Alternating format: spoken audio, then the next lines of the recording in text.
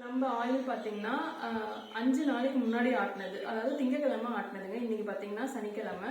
Resting வந்துட்டு நம்ம நிறைய நேரம் விட்டுட்டே இருந்தோம்னா உங்களுக்கு வந்துட்டு அடியில் வந்து அந்த கசண்ட் மாதிரி ஃபார்ம் ஆகாது. ரெஸ்டிங் 2 days 3 daysலேயே எடுத்துட்டோம்னா அதுதான் கொஞ்சம் கசண்ட் எல்லாம் வர மாதிரி இருக்கும். நம்ம கஸ்டமரே பார்த்தீங்கன்னா கசண்ட் இருக்கு அப்படின்னு சொல்லிட்டு வீடியோ ஒரு ஃபோட்டோ எடுத்தெல்லாம் அனுப்பிச்சு பார்த்தீங்கன்னா இது எதனால இந்த மாதிரி ஆகுது, அது கெடுதலாம் அந்த மாதிரிலாம் கேட்டிருக்காங்க. மேபி சல்ஃபர் அந்த மாதிரி நம்ம எதாவது கெமிக்கல் போட்டிருந்தோம்னா அந்த கசண்ட் எதுவுமே இல்லாமல் பியூர் ஒயிட்டா அந்த மாதிரி வருங்க. இதுதான் சொல்றது, நம்ம எதுவுமே போடாம வெறும் ஒரே ஒரு இன்க்ரீடியன்ட் கோகனட் மட்டும்தான்.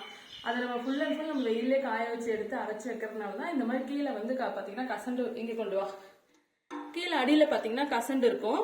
நான் உங்களுக்கு லாஸ்ட்டாகவும் காமிக்கிறேன். இது இப்போ பாட்டில் ஃபுல்லாக ஃபில் பண்ணிட்டு